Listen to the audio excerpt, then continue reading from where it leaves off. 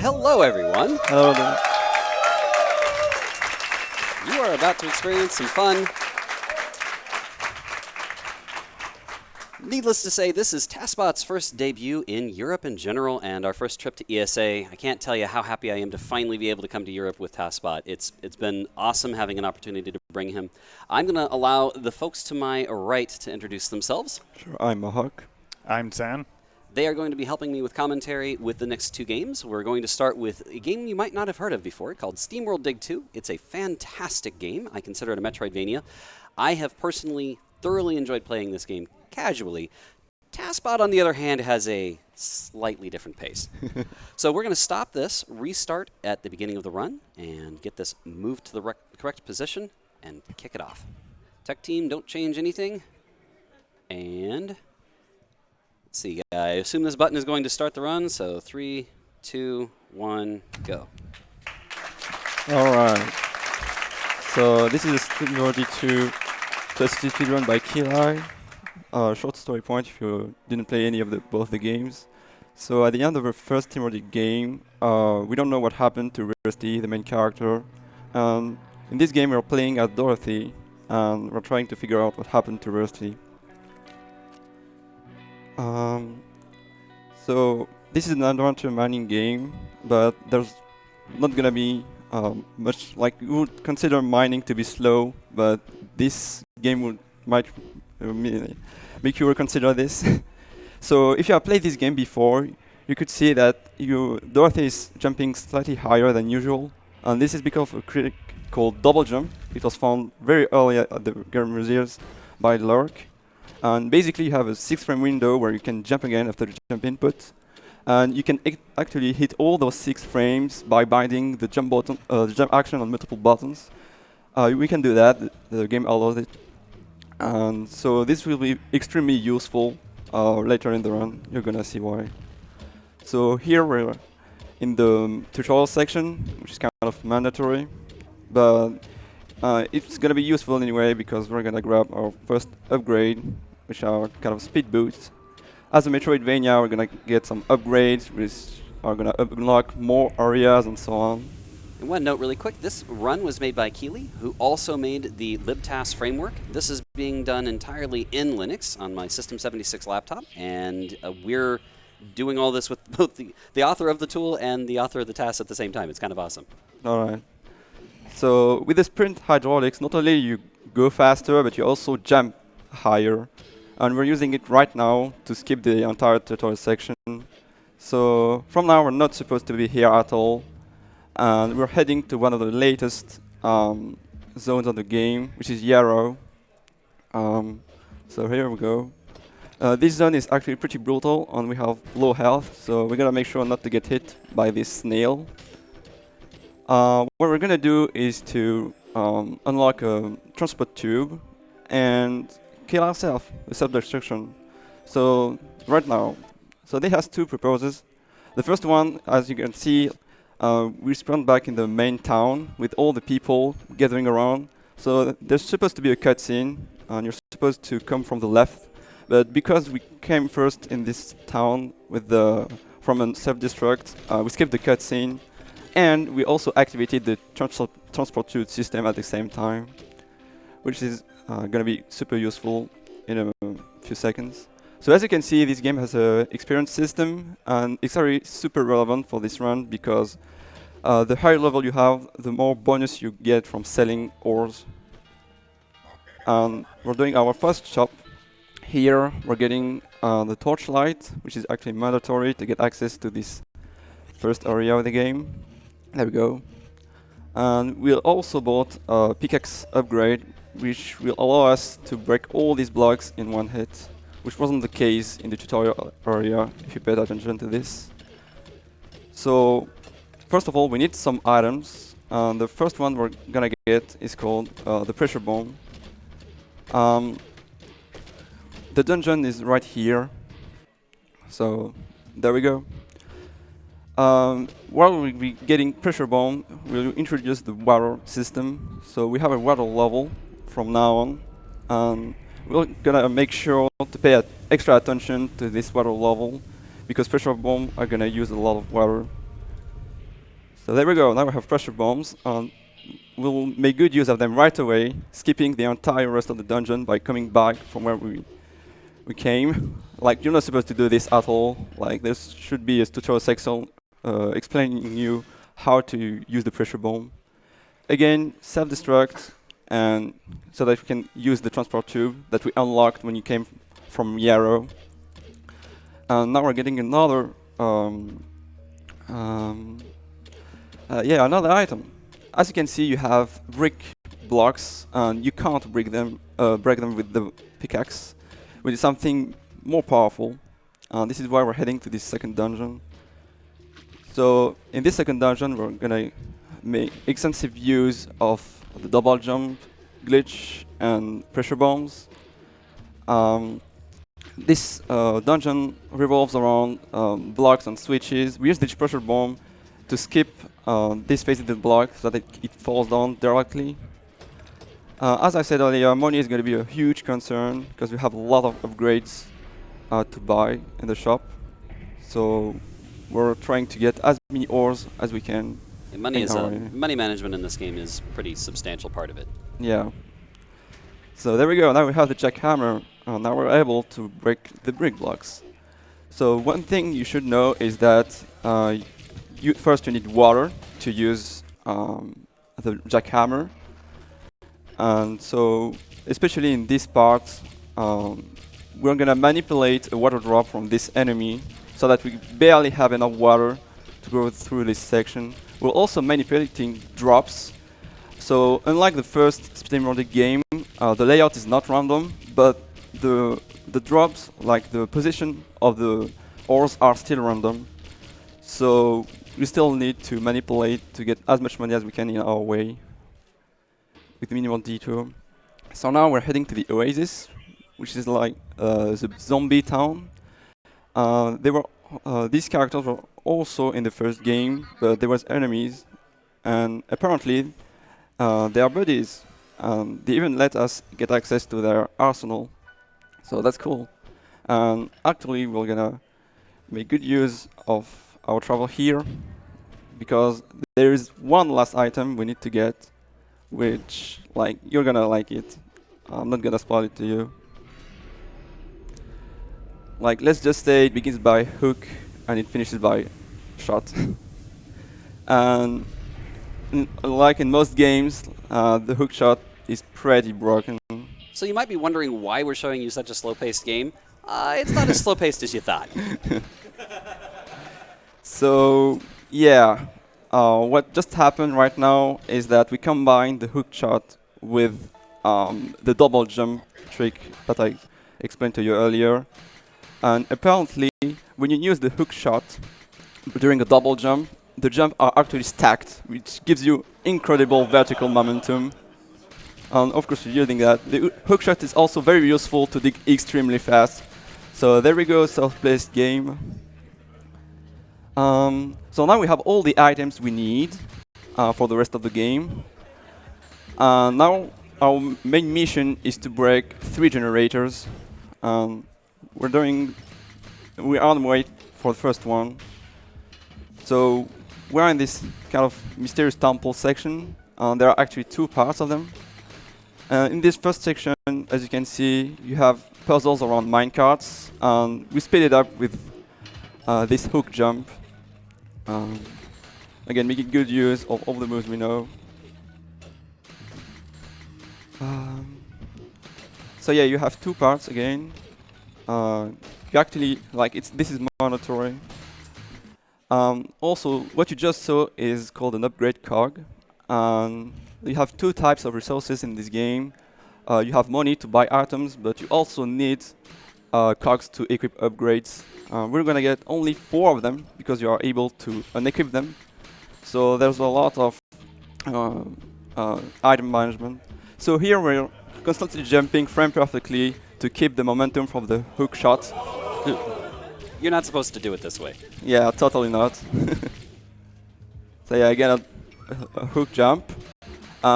There's the resin steeper path where you have to wait now. So we're having fun with hitboxes, you know.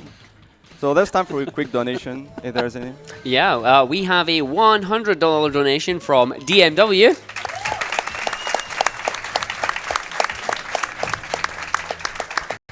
No comment on that one, but we do have a $44.90 donation from Anis saying, I'm a big sucker for task content and TASBot is always an especially amazing treat. All hail our robotic overlords. Really nice to see you in Europe, Dwango. I hope you're enjoying your time in Sweden. I am. It's wonderful being in the European Union in general. So back to the game. We just unlocked the 2 doors that block the way to the generator. There we go. Break them with our pickaxe. As you can see, we got a lot of experience from this. And we're going to make good use of this experience and this bonus selling item. Because we're going to get some more ores on our way. So this is the first one. So you have 2 types of ores, if you've paid attention to it. You have normal ores that takes a quarter of one of the slots at the bottom of the screen, and you have special ores that sells higher, but that takes a whole spot. So we unlock the transport tube at the entrance of the fire area, which is our next destination. We just have enough money, see $1, to buy a Jackhammer upgrade, which makes this part much faster. So again, we need a lot of money, and we're using these explosive barriers to dig down much faster. Which, by the way, is a terrifying tactic. Yeah. Like, I feel like this is the part where you can clearly see the difference between the 2SP speedruns and RTS speedruns. Like, this is crazy how this goes fast. And we're manipulating as well the ores locations. And we're already down there. So now something very important. We're using the hook shots and frame perfectly jump so that we can use the hook jump later on. And what you've just witnessed is just basically the biggest sequence break in the game. We skipped like 5 minutes of gameplay in background. We're basically at the end game, except there's more stuff to do. So now we're selling everything we had on our way. And we're gonna use this money to buy some HP and an additional upgrade, which is called the Vidar boots. So you can see this boots icon at the top left corner of the screen. This means that we can stay in lava for a short while without taking damage, and we take advantage to it right now. So we get some more HP in order to do some more damage boosting. And this is supposed to be one of the latest sections of the entire game. And as a result, you have some of the most high selling ores there. So this is a good place to farm money. And we're gonna need a lot of it. So there we go, dark matter, and everything like that. So now it's just we're midway through this grind. We need like $750 total for Jackhammer upgrade, a pressure bomb upgrade, and some water supply. Again, we're manipulating water drops from enemies. As you can see, we're running very low on water, but this is gonna be fine. We barely have enough water. And something good to know is that when you go back to town, you get back all your resources, water included. So we have to decide very precisely when to go to the main town. So yeah, now we're using a pressure bomb this time, so that we can cut some backtracking before the cutscene happens, when you destroy the second generator. And now we're heading to the third area, back to Yarrow. And with all the money we farmed in the fire area, we're now able to dig much faster, as you can see. And that's because we bought the second Jackhammer upgrade. What it does is that it slightly teleports you to the next block very fast. And we're gonna use it in a different way, in combination with a hookshot in this dungeon, getting huge horizontal boosts. If you missed it, you have one more here. And we're basically alternating between this horizontal boost and the vertical boost from the hook jump. So water is a huge concern in this dungeon because we need to use a lot of pressure bombs. As you can see, a pressure bomb takes an entire water bar. So again, we need to manipulate some of the drops. Time for horizontal boost or fast digging. And now we're done with the dungeon. I like that this game moves from being really pedestrian to out of control fast. Yeah, it's pretty cool. Like, you would not expect that from seeing the beginning. So actually, we're still trying to get as much money as we can because there's one final upgrade that we need for the final boss. So, as you can see, we're full now, or close to full inventory. So we're gonna sell all of it, and using this travel to town to get back all our water for the last part of Hero. Actually, you don't need to have 3 water bars for doing this section, but it's actually faster to have this 3rd water bar. You see, even with 3 water bars, we're still manipulating water drops, and we'll have barely enough water in the end, because we need 1 extra water bar for 1 pressure bomb on the last generator. Alright. So, still getting some more money. Alright, so this is where the upgrade for the pressure bomb comes into play. So if we didn't have bought this upgrade, we couldn't have hit this 2nd block. Actually, this is very important because you're supposed to have the jetpack, which we skipped because of the sequence break in the fire area. And like buying this upgrade, like this pressure bomb upgrade, increases the range of the pressure bomb, which makes this skip barely possible. And now here we are with the last generator. Again, using a pressure bomb and going back to town. So buying our last upgrade for the boss, which I'm gonna talk about later, and going back to the Oasis. This NPC shouldn't be there, but not worry about it. So yeah, the final boss in this is in the Oasis, and actually it's Rosie. Rosie is using Rusty to power her war machine, so we have to defeat her to save Rusty. So, as you can see, Rosie has her shield, and we need a missile to disable this shield.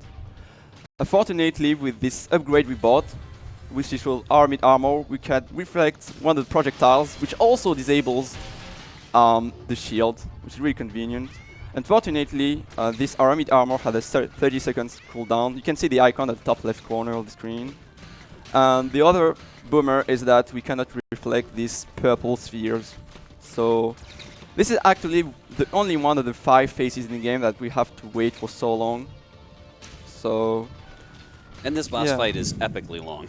Yeah, it's extremely stressful, like it lasts several minutes, and the most dangerous phase is actually the last one, as we're gonna see. So while we're waiting, we're gonna play with this little bird. Hey bird, follow me. This also gives me time to introduce you to the best way, like the faster way to hit the boss when the shield is disabled.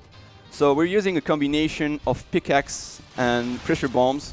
1 pressure bomb and 3 pickaxe hits. There we go. Which is much faster than only using the pickaxe. So here we're manipulating the boss on getting intentionally hit so that we cancel her dashing animation.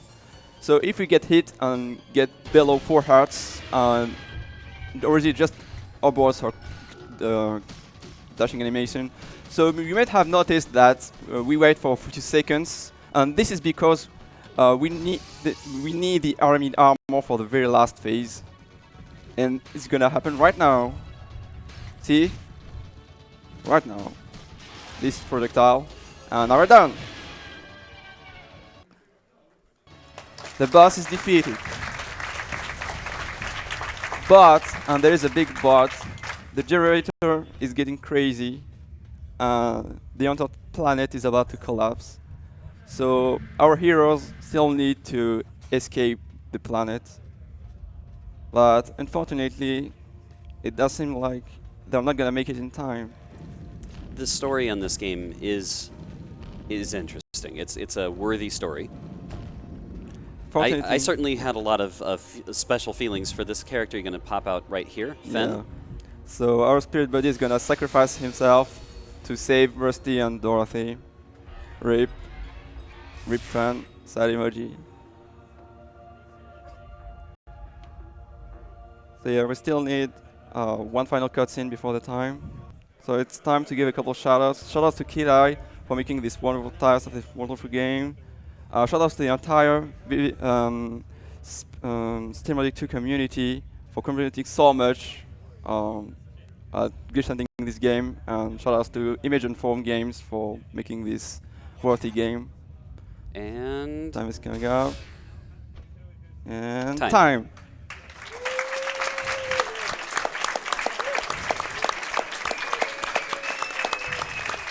how did we end up over estimate? I think we did something wrong with the estimate there. Oops.